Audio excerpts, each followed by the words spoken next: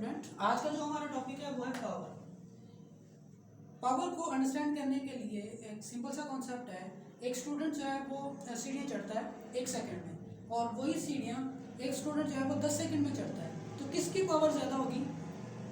Definitely उसकी जो 1 second में यानी कम वक्त में ज़्यादा काम करता है उसकी पावर क्या होगी? ज़्यादा होगी। तो इसीलिए हम इसको डिफाइन करते हैं रेट ऑफ डूइंग वर्क, यानी कितने वक्त में कितना काम हुआ उसको हम पावर कहते हैं। आपने डेली लाइफ में सुना होगा कि ये जो मोटर है इसकी जो पावर है वो 760 वाट है। ये जो बल्ब हम यूज़ करते हैं ये 12 वाट के LEDs बल्ब यूज़ होते हैं। इसी तरह मुख्तलिफ मशीनों की जो पावर है, पावर का मतलब यहाँ पर ये होगा कि 1 सेकंड में वो कितनी एनर्जी कंज्यूम करें, कितनी इलेक्ट्रिकल एनर्जी कंज्यूम कर रहे हैं। ओके, तो इसको अंडरस्टैंड करते हैं आज। एवरेज पावर अगर आप लोगों ने कैलकुलेट करनी है तो एवरेज पावर कैलकुलेट करने का फार्मूला हमारे पास होगा delta W over delta T, यानी डिफरेंशियल फॉर्म में अगर हम उसको लिखेंगे dW ओवर dt। ठीक है, rate of doing work, average time में जो हुआ वो एवरेज पावर कहलाता है। बात ये होता है कि पावर हम किसी ऑब्जेक्ट को उठा रहे हैं, यानी जैसे रॉकेट की पावर है वो लम्हा ब लम्हा चेंज होती है, दैट इज़ वाई हम एवरेज पावर जो है वो निकाल लेते हैं। इसके बाद आ जाता है इंस्टेंटेनियस पावर। इंस्टेंटेनियस पावर एक लम्हे के लिए जो पावर होगी, 1 सेकंड की जो पावर है वो इंस्टेंटेनियस पावर है। फॉर एग्जांपल वेट लिफ्टर जो होते हैं, जिन्होंने वेट उठाना होता है, जब वो वेट को उठा रहे होते हैं यूँ, तो हर सेकंड में उसकी जो पावर है वो चेंज हो रही होती है। यहाँ पर जाकर उसको बहुत ज़्यादा यूँ फोर्स लगानी पड़ती है। तो चूँकि हर लम्हे पावर चेंज हो रही है तो हमें 1 सेकंड एक लम्हे की जो पावर है वो कैलकुलेट करनी होती है। इसी तरह बहुत सारी मशीनों की पावर वक्त के साथ साथ जो है वो चेंज होती है, तो हमने हर सेकंड के लिए जो पावर है उसको कैलकुलेट करना होता है। उसके लिए हम यूज़ करते हैं instantaneous power, power at an instant या पावर एट 1 सेकंड, यानी वर्क डन। हम इसमें क्या करेंगे, हम इंस्टेंटेनियस पावर को कैलकुलेट करने के लिए लिमिट लगाएंगे डेल्टा T अप्रोचेस टू 0। मतलब अप्रोचेस टू 0 मीन टू से 1 सेकंड या 1 माइक्रो सेकंड में जितना काम हुआ उसकी पावर कहलाएगी। ओके, तो इसके जो यूनिट है पावर के वो क्या कहलाएंगे? पावर का यूनिट, चूँकि W वर्क है, वर्क का यूनिट क्या आ गया? जूल, और टाइम सेकंड, उसका यूनिट जो है वो पावर का जो यूनिट है वो वाट है। हमने ये ऑलरेडी बता दिया, जूल पर सेकंड, जूल पर सेकंड। वर्क का जो यूनिट है वो जूल में बेसिकली जूल होता है लफ्ज़, और टाइम का क्या होता है? सेकंड। तो जूल पर सेकंड जो है वो 1 वाट। अगर 1 जूल वर्क 1 सेकंड में होगा तो उसकी जो पावर होगी वो 1 वाट होगी। ओके, अब 1 हॉर्स पावर भी इसका यूनिट यूज़ किया जाता है। पुराने ज़मानों में क्या होता था कि घोड़े जो हैं वो चूँकि चीज़ों को खींच के लेके जाते थे, तो एक घोड़े के बराबर जब एक इंजन बनाया गया तो जितना वो वज़न खींच के लेके जाता था तो उसको हम हॉर्स पावर का नाम देते थे। तो इसलिए 1 हॉर्स पावर जो है वो 746 वाट के इक्वल है। 746 मीन से अगर 10 वाट के बल्ब हो वो तकरीबन 7-8 जो है वो जलाए जा सकते हैं। जितनी एनर्जी जो है वो घोड़ा कंज्यूम करता है उससे 7 या 8 जो हमारे एनर्जी सेवर है वो चलाए जा सकते हैं। इसकी डायमेंशन जो है वो आपने खुद निकालनी है। डायमेंशन कैसे निकालेंगे? अच्छा, पावर को हम एक और तरीके से भी एक्सप्रेस करते हैं। बाज़ औक़ात जो पानी के ऊपर बॉट है वो मूव कर रही है, तो उस फॉर्म में चूँकि फोर्स पीछे की तरफ लग रही है और उसकी वेलोसिटी आगे की तरफ मूव कर रही है, तो उस कंडीशन में वर्क ओवर सेकंड की बजाय हम एक और यूनिट यूज़ करते हैं। तो पावर को हम यूँ भी लिख सकते हैं PINS। जो वर्क है आपके पास, सॉरी, वर्क को हम कैसे लिखते हैं? वर्क जो होता है वो आपके पास F.D के इक्वल होता है। तो वर्क की जगह पर आप F.D पुट करें तो आपके पास ये आ जाएगा F.D over T। Okay, and D over T यानी rate of change of doing work, sorry displacement, वो किसके बराबर होता है? वेलोसिटी के बराबर होता है। तो पावर आपके पास आ गया F.V। तो पावर एक स्केलर क्वांटिटी है, तो इसका मतलब ये फोर्स और वेलोसिटी का डॉट प्रोडक्ट है। यानी अगर इसके दरमियान कोई एंगल आएगा तो आप कैसे लिखोगे? FV cos of theta.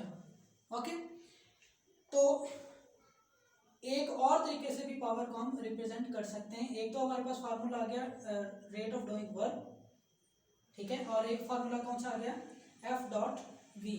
Okay, अब इसके जो अदर यूनिट्स हैं, इसका मतलब है कि वर्क का हम एक और यूनिट भी लिख सकते हैं। वर्क का एक और यूनिट कैसे लिख सकते हैं, अगर आप यहाँ पर फार्मूला है इसको आप मॉडिफाई करें, दिस वन, ये वाला formula, power is equal to W over T, तो W is equal to P into T.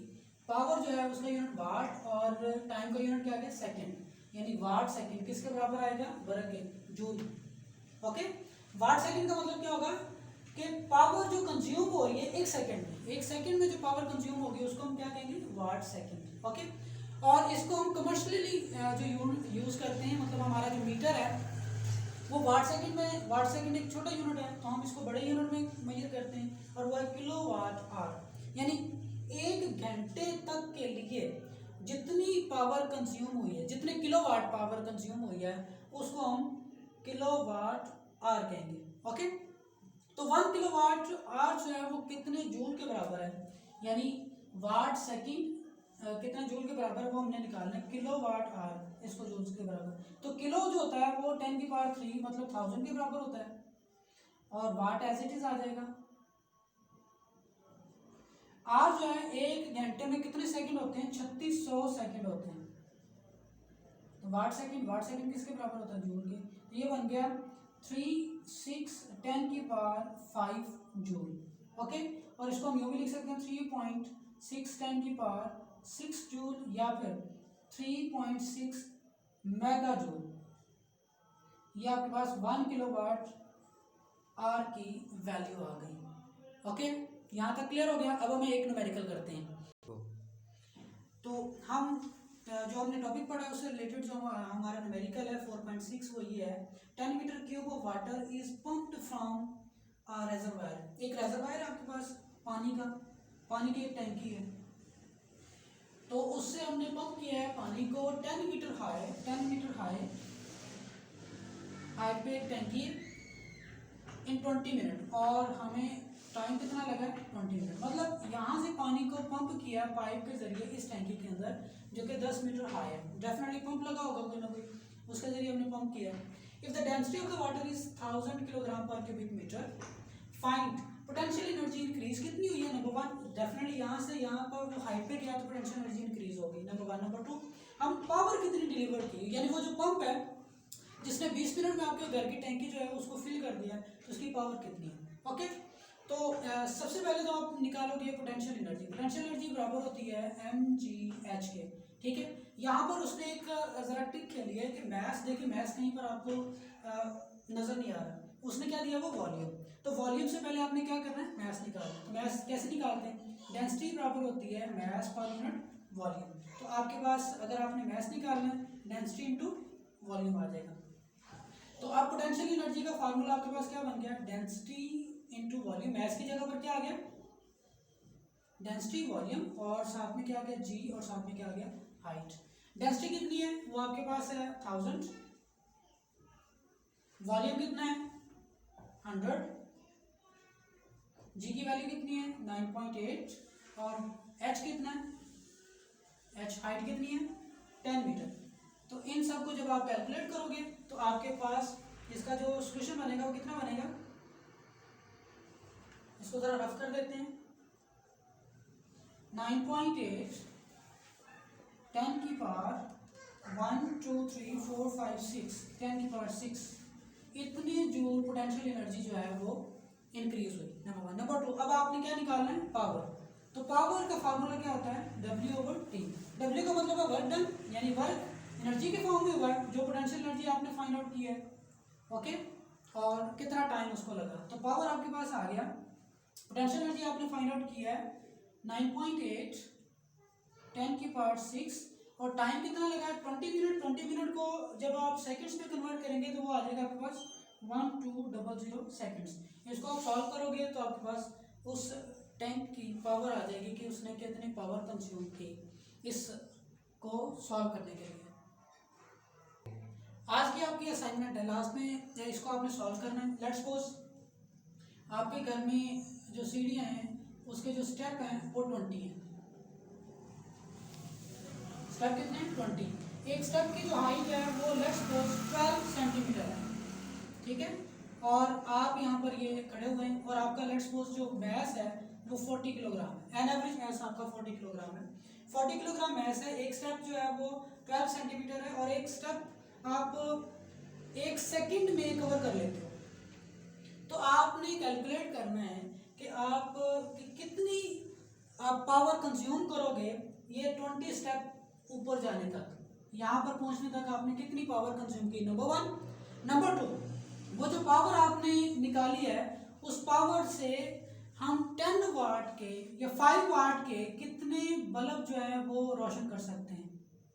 तो ये आपकी असाइनमेंट है, ये आपने करनी है। Okay, thank you so much, Allah हाफ़िज़।